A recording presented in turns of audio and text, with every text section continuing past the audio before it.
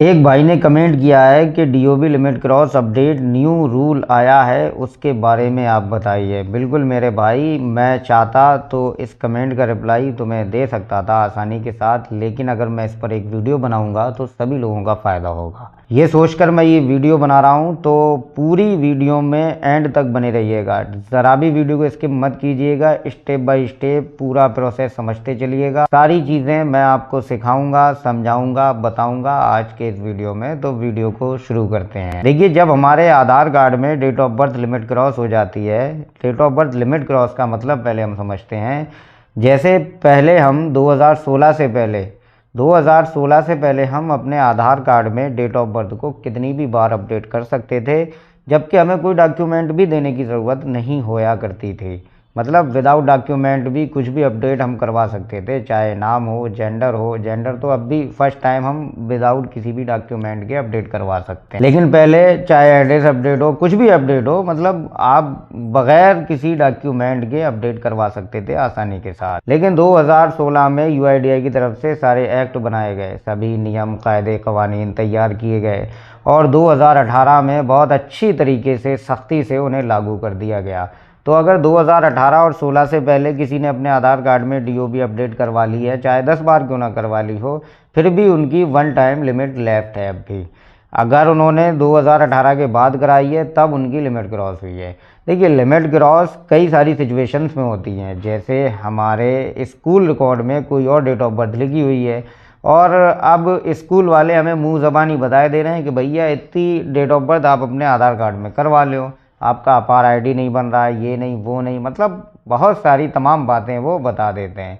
बच्चा क्या करता है भाई, अपने पेरेंट्स को बताता है। पेरेंट्स किसी भी तरीके से सोचते हैं कि भाई इसकी डीओबी चेंज हो जाए, इसका कैरियर ख़राब ना हो जाए, जबकि कैरियर ख़राब उसका स्कूल वाले खुद कर रहे हैं। तरीका ये होता है कि स्कूल वालों को एक लेटर पे लिख के देना चाहिए कि भाई हमारे स्कूल रिकॉर्ड के मुताबिक आपका ये रिकॉर्ड है, ये आपका नाम है, ये आपकी डेट ऑफ बर्थ है, तो यही आप अपने आधार कार्ड में करवा लो।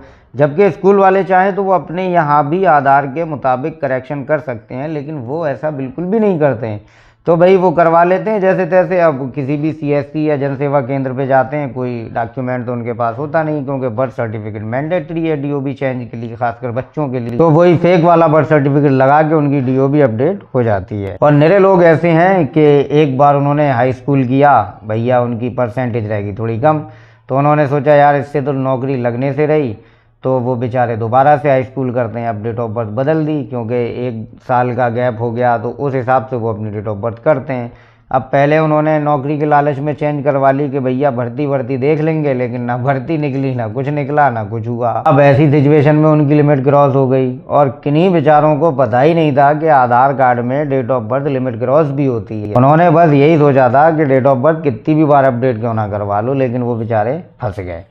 तो अब उनकी डेट ऑफ बर्थ चेंज होने में बड़ी मुश्किलें आ रही हैं। यूआईडीआई के रीजनल ऑफिस में जा रहे हैं तो वहाँ ये कहा जा रहा है कि भाई पास्ट में जो डॉक्यूमेंट आपने लगाया था भूतपूर्व में, आप उसे जो है सही करा के आओ या उसका कैंसिलेशन लेटर लेके आओ।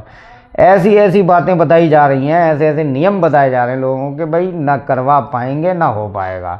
अब निरे लोग ऐसे हैं कि बर्थ सर्टिफिकेट कैंसिल करवाने के या करेक्शन करवाने के बर्थ सर्टिफिकेट में जो है 20-20, 25-25, 50-50 हज़ार रुपये खर्च कर चुके हैं बेचारे, और उनका भी डीओबी लिमिट क्रॉस अपडेट नहीं किया जा रहा है। तो देखिए, रूल वही है आधार डीओबी लिमिट क्रॉस को अपडेट करवाने का, जो मैं पहले भी कई सारी वीडियोस के ज़रिए आप लोगों को बता चुका हूँ। फिर से मैं एक दफ़ा बता देता हूँ। देखिए, हमें जो डॉक्यूमेंट दरकार होंगे उनमें सबसे पहले है हमारा original genuine birth certificate. Birth certificate के बगैर आपका date of birth limit cross नहीं होगा। एडिशनल डॉक्यूमेंट के तौर पे आप पासपोर्ट, पैन कार्ड या अपना 10th की मार्कशीट लगा सकते हैं, जो सही डीओबी वाली है, जो आपको आधार में अपडेट करानी है आफ्टर लिमिट क्रॉस। ठीक है, तो ये हमें सबसे मेन जो हमारा डॉक्यूमेंट है वो है बर्थ सर्टिफिकेट। बर्थ सर्टिफिकेट बनवाना है तो ज़्यादातर केसेस में क्या होता है कि कुछ ज़िलों में, कुछ डिस्ट्रिक्ट में यूआईडीआई वाले एसडीएम ऑर्डर भी मांग लेते हैं। तो हमें चाहिए कि हम एसडीएम ऑर्डर भी निकलवा लें। और अगर आपका कैंसिलेशन लेटर है या करेक्शन लेटर है तो वो भी ज़रूरी है, तो वो भी हो जाएगा। लेकिन अगर नहीं है तब भी आपका काम होगा, ऐसी बात नहीं है कि नहीं होगा। मतलब यूआईडीआई ये कह के कि भाई पहले वो डॉक्यूमेंट जो लगाया था वो सही कराओ, ये कराओ, वो कराओ, ये इससे मुंह नहीं फेरा जा सकता। वो सही नहीं भी होगा, उसका कोई रिकॉर्ड आपके पास नहीं भी है, तब भी आपका होगा। तो आपको किसी भी नज़दीकी आधार सेवा केंद्र पे जाके अपना एनरोलमेंट अपडेट करवा लेना है, date of birth limit cross वाला, ऑपरेटर से बात करने के बाद। उसमें आपका बर्थ सर्टिफिकेट लगेगा, सेल्फ डिक्लेरेशन फॉर्म लगेगा। फिर चुपचाप अपने घर आके एक PDF फाइल बनानी है जिसमें आपको अपना एनरोलमेंट अपडेट स्लिप को स्कैन करना है, ठीक है। और फिर उसके बाद आपको अपना बर्थ सर्टिफिकेट, SDM ऑर्डर वगैरह एडिशनल जो भी डॉक्यूमेंट हैं वो सारे आपको स्कैन कर लेने हैं और UIDAI के इस email ID पर help@uidi.gov.in पर आपको भेजना है। सब्जेक्ट में लिखना है for DOB limit cross update. और फिर जो एक चैप्टर आता है ना पूरा एक पेज लिखने का, ईमेल पे तो आप कितने भी पेज लिख सकते हो। तो जितनी अपनी भड़ास निकालनी है UIDAI से, जितनी दरखास्तें, रिक्वेस्टें, गुजारिशें करनी है वो कर डालो, कुल मिला के लिख दो। लेकिन हाँ, कम लफ्ज़ों में ज़्यादा बातें आप लिखेंगे तो आप ही के लिए आसानी होगी, क्योंकि ज़्यादा लंबा चौड़ा ईमेल पढ़ने में ऑफिसर्स को भी थोड़ा अजीब लगेगा। इसलिए आप अपनी जेन्युइन रीज़न, जेन्युइन जिस तरीके से भी आप कन्वेंस कर सकते हैं लेटर में लिख के कन्वेंस कर दो।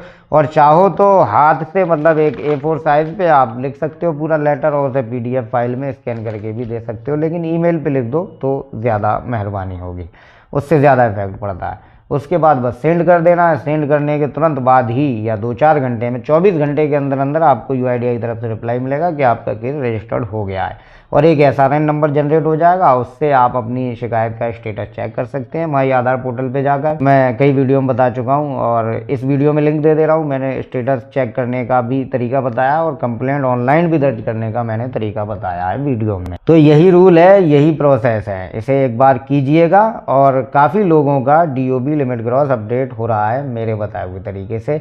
आप भी ट्राई कीजिए ताकि आपका भी DOB लिमिट क्रॉस सही हो जाए। अगर सही हो जाए तो कमेंट ज़रूर कीजिएगा, नहीं भी सही हो तब भी कमेंट कीजिएगा। और अगर किसी का कोई सवाल है, किसी को कोई कन्फ्यूज़न है, कुछ पूछना है अगर आपको, तो कमेंट करने में बिल्कुल भी ना झिझकें। तो अगले वीडियो में मिलते हैं, तब तक के लिए आप अपना ख्याल रखिए।